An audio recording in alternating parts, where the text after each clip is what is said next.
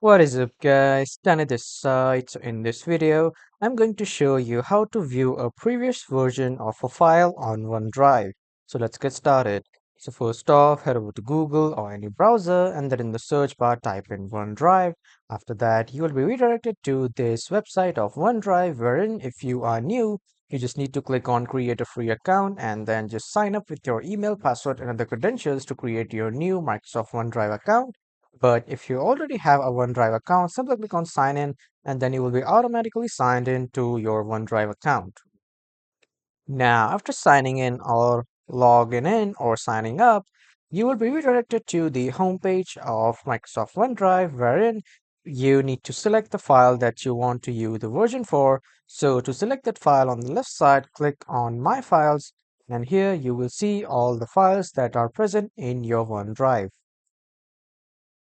So let's say I want to choose this file. I'll just simply check it in the checkbox and here the three dots are appearing.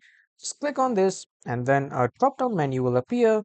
After that, click on this version history option. Here, this will show the overall version history and all the versions of this file. As you can see, this file has two versions, which is the 1.0 and the 2.0.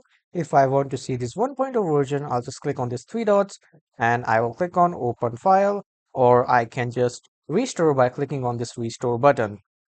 So this is how you can view the previous version of any of your file in OneDrive.